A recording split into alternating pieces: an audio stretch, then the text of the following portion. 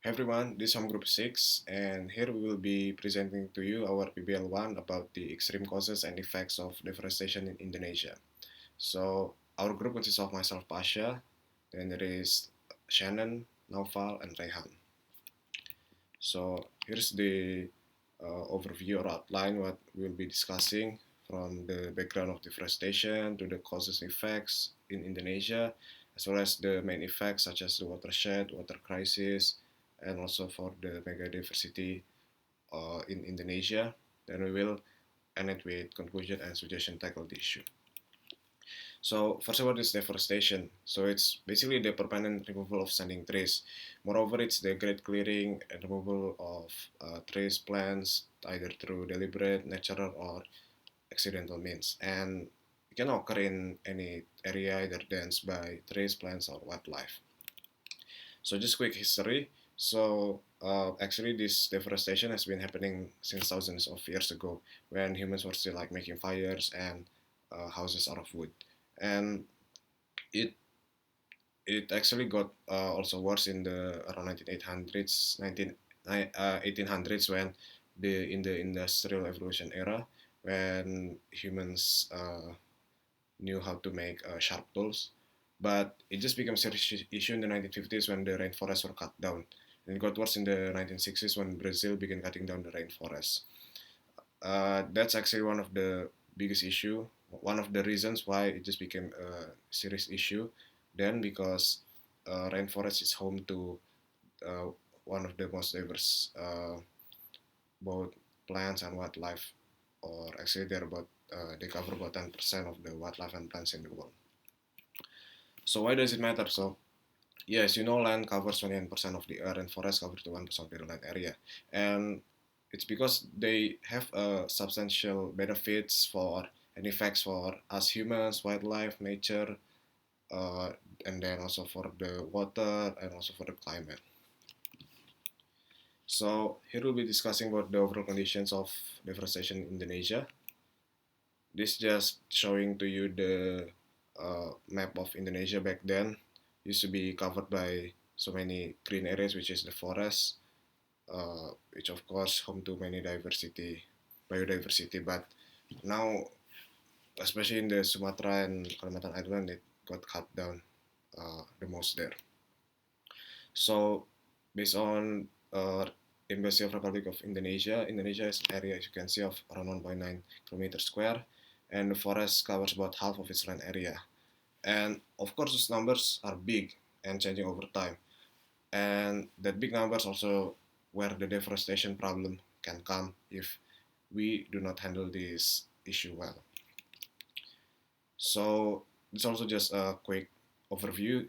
So all forests in Indonesia are under the Ministry of Environment and Forestry Law, and stated that on that law in Article 18, minimum of 30% must be of the land Indonesia's land area must be covered by forests. So in total too, of course, and they're legal use for production, conservation, protection forests, and convertible production forests. And it does need some sort of license to do some of those purposes.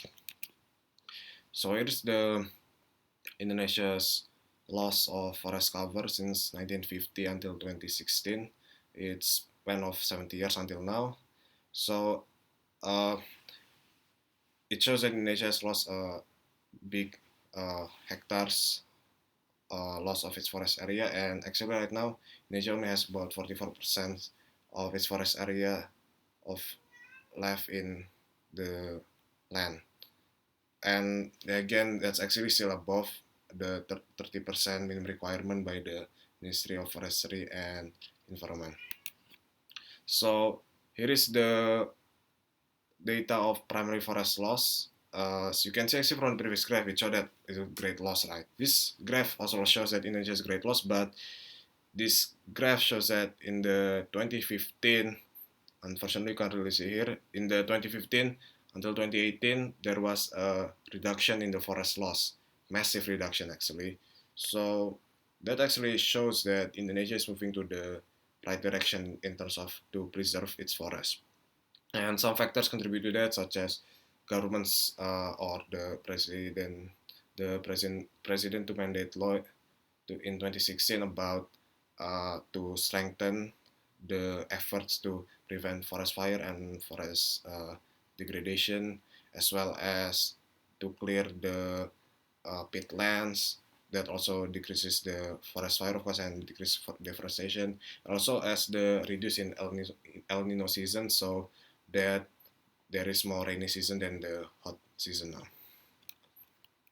So just quick overview. So in total, even though it's been better for Indonesia, but now Indonesia has lost about 7 million hectares of land since 2002. And yeah, it still shows that Indonesia lost around, you can see 9.27 million hectares of tree, or that totals to about 4.97 gigatons of carbon dioxide emissions. It still shows that there's hope for Indonesia, especially because our forest cover is above the minimum requirement, which is 30%, but we're 44%. So here are the main causes and effects of deforestation in Indonesia. So we need to go all the way back to where it all started. So it all started in the late 1960s when General Suharto assumed authority. One of his first moves was to develop a national logging industry, and his government published two laws. The first one in 1967, which was that stated 74% must be owned by government of forests in Indonesia, and the second later one, as you can see here on the screen, is the more concerning one, which is about concessions. And what's happened after that regarding concession is that there started to be a huge forest industry and boom of timber industry in Indonesia. And by around 1970s, around 81 concessions with private investors were agreed. And to add to that, actually there are also high-ranking Indonesian generals in the military as well as in the government that had shares to that concessions. And actually, when you look at the paper, it does sound like a good deal. So especially in terms of for the economic sector, so because it did bring so many investors to Indonesia, but the problem was actually the proximity between the government who granted concessions and the cronies such as the private sectors, because that leads to an abysmal lack of transparencies. And yeah, it's because at the end of the day, as you can see, because of that transparency, which leads to overexploitation, because of the greeds of the cronies to just, get as much money, but then they just degrade the forest in Indonesia. So this graph shows explanation of three variables: deforestation, palm oil process, and corruption in Indonesia. So you can see all the variables are trending upwards, and when the palm oil prices goes up, the CPI or the corruption price index also goes up, while the deforestation doesn't go up that as high that much, because remember that minimum 30% requirements to preserve it of forest in Indonesia. And also in line with based on the World Watch, that palm oil is the most expensive crops to sell of all other crops, and also the least expensive, that has the least cost to operate and also to preserve in the oil business. And the other thing, the other main cause is the result of the nature disaster.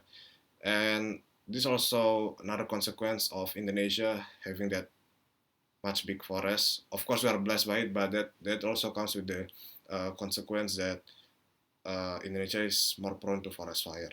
And as you know, with natural disaster, it's an inevitable thing, such as the one happened 1982 to 1983. It was a very big El Nino season. There was almost no rain at all in the 1982, and finally only occurred in the 1983, which resulted in a very big fire loss, which caused big forest degradation or deforestation.